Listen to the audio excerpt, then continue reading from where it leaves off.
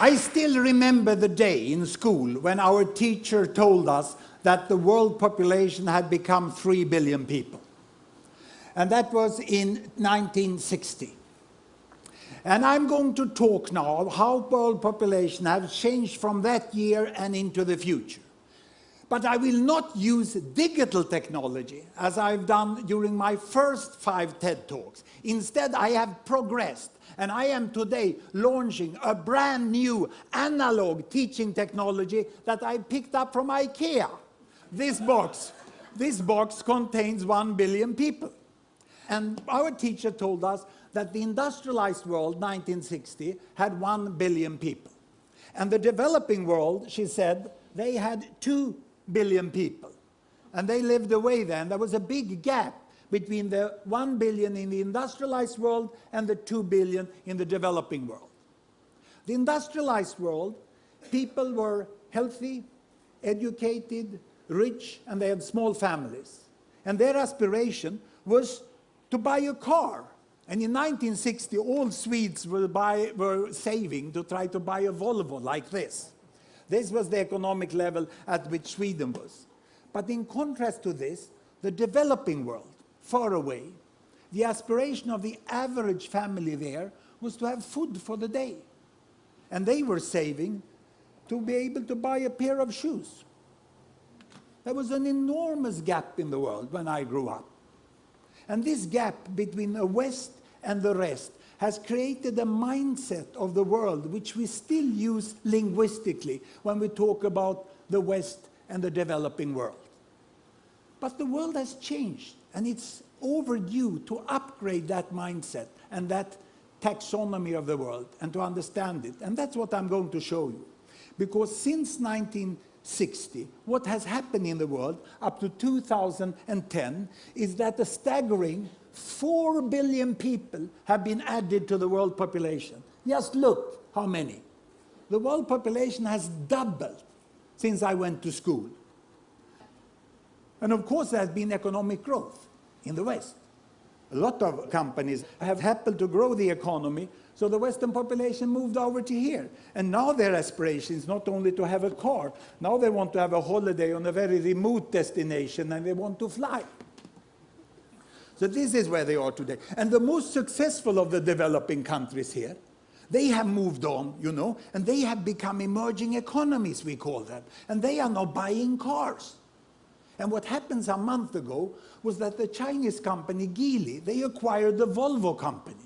And then finally the Swedes understood that something big had happened in the world. You know? So there they are.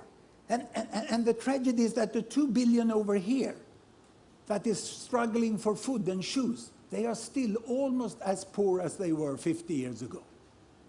The new thing is that we have the biggest pile of billions, the 3 billions here, which are also becoming emerging economies.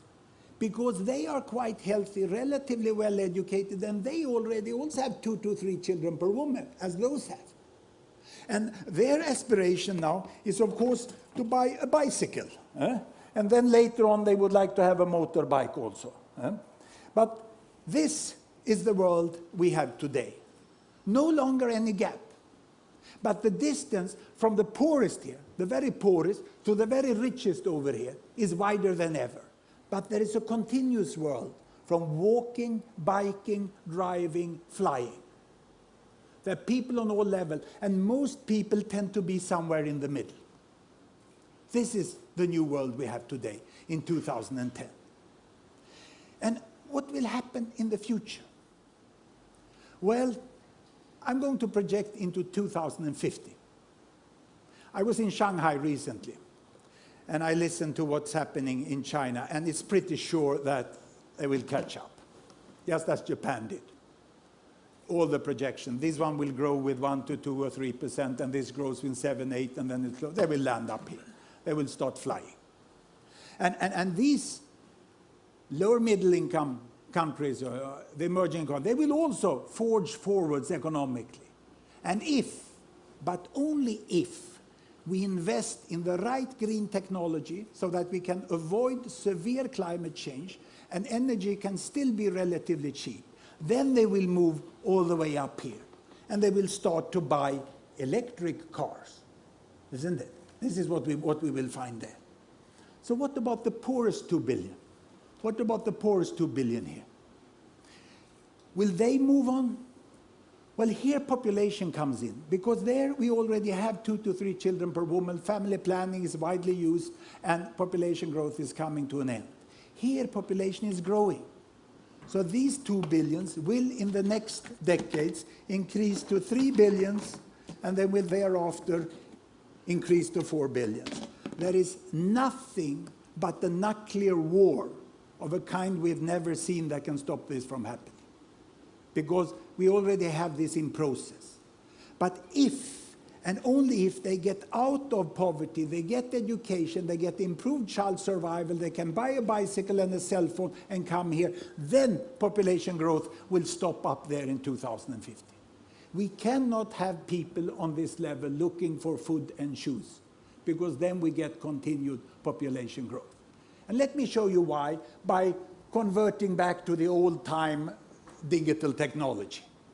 Here I have on the screen my country bubbles. Every bubble is a country, the size is population, the colors show the continent, the yellow one there is the Americas, dark blue is Africa, brown is Europe, green is Middle East, and this light blue is South Asia, that's India, and this is China, size is population. Here I have children per woman, 2 children, 4 children, 6 children, 8 children, big families, small families. The year is 1960, and down here child survival, the percentage of children surviving childhood up to starting school, 60%, 70%, 80%, 90%, and almost 100%, as we have today in the wealthiest and healthiest countries.